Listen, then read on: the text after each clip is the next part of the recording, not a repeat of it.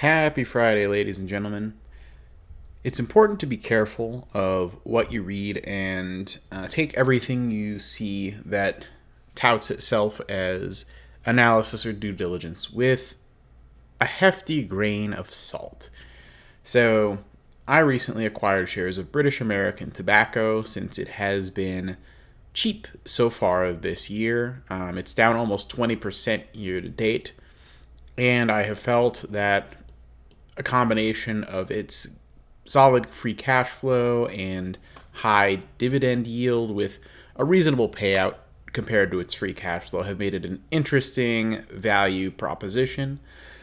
Now, I've been looking at potentially adding more since it is a little bit lower than when I first got in and almost too cheap to ignore, at least from myself. And I was reading up a little bit on some other opinions about the company, and I came across this Yahoo Finance article. Now, in this article, they talk about EPS forecasts, the payout ratio being, only 53% of free cash flow, the fact that the dividend is going to be higher this year than last, meaning they'll have a forward yield of 9% on it, which is pretty nice. But then we get to this troublesome little paragraph here a little further down. Okay. The dividend has limited growth potential. Now, I'll acknowledge that there's been inconsistency in the dividend. It has gone, up and down. It's not been a steady increase like with Altria Group. But the dividend has limited growth potential, and they share this fact about the earnings per share, saying British American Tobacco's earnings per share has shrunk at 31% a year over the past 5 years. Now, damned if that doesn't sound really bad, right? Like, their earnings have almost completely evaporated. And that's why the dividend hasn't been consistent. Now, I encourage you all to hold your horses because that certainly took me aback because I just, for the life of me, could not remember looking at their financials and seeing these big year-over-year declines in earnings per share. So, what the heck are they talking about? Because I feel like I would remember something like that. So, I took another look at the historicals on stockanalysis.com. And I look back to 5 years ago, which is 2018. And, I see that, things have been pretty steady, if not like slightly increasing since then. But you look 6 years ago to 2017, and you see something weird with the net income and the EPS. Okay. You see net income that is double their revenue. That's a little weird, isn't it? You see EPS that's many times 630% higher than it was the previous year. And net income that's almost double their revenue.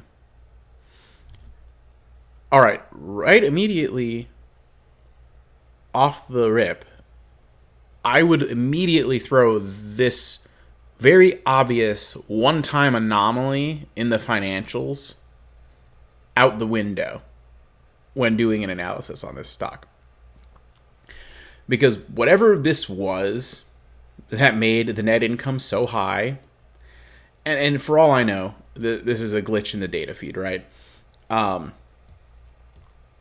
But I would immediately recognize this as some kind of an anomaly, and I would immediately disregard this EPS number that's based off of net income that's double revenue, because it happened one time in the financial history that we can look at, and seems very clearly to be some kind of an outlier, if not an outright error or something in the reporting. So the fact that they're calling this one-time thing, and then the fact that it went back to normal in every other year after as a 31% yearly decline in the last 5 years.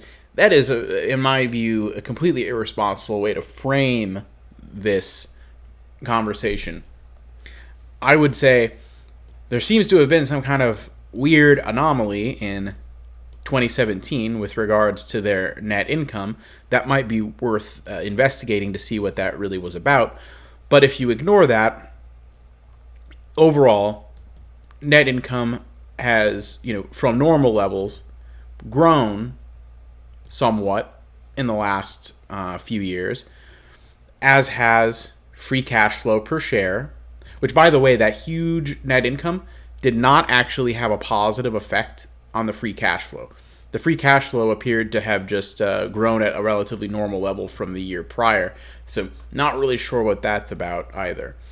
But, it definitely, when you look at the normalized numbers, it has been, not necessarily a meteoric increase, but most of the metrics are definitely up over the last few years overall rather than down, and EPS, as the article even acknowledged, is projected to go up pretty substantially over the next year.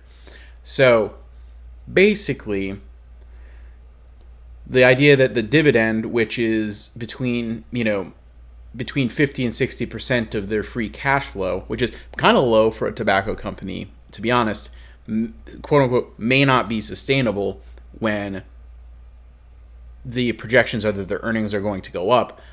I don't really understand where they're reaching that conclusion. And it seems like this was just something that it's like a summary based on like a summary of the numbers, and I don't think they looked at any of the financials year by year.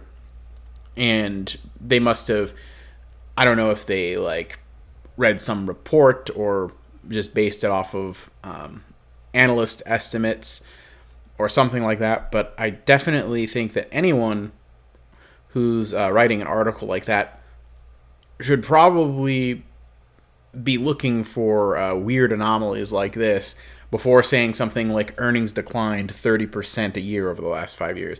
Because that would imply that they're basically circling the drain down to zero. Those are like Bed Bath and Beyond numbers. Those are like Tattooed Chef numbers.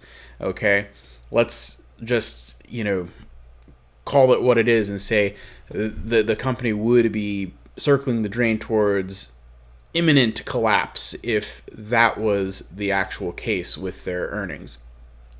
But that really doesn't seem to be at all the case. If anything, British American looks like they're doing pretty darn well today from an earnings perspective, cash flow perspective, and an overall sales.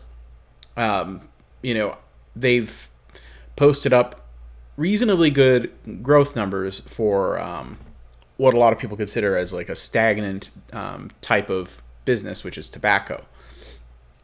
They had a couple of sluggish years during the pandemic, but the year before it was mid-single-digit growth, and they're back to mid to high single-digit growth as of fiscal 2022. So, I think international tobacco has a good amount of potential ahead of it. I don't think it's going to give us, tech startup growth levels, but I think there is an opportunity for them to grow their both their top line and their bottom line and be accretive to shareholders. So anyway, that's just my take on this deal with British American. If you own BTI, let me know in the comments below. Otherwise, hop on Discord and let's talk about it a bit more. I'll link that in the description. Follow me on Twitch if you don't mind. I certainly appreciate it. Trying to build up a little bit of an audience there as well so that we can grow this community together. Take it easy, everyone. Have a wonderful day and safe weekends ahead.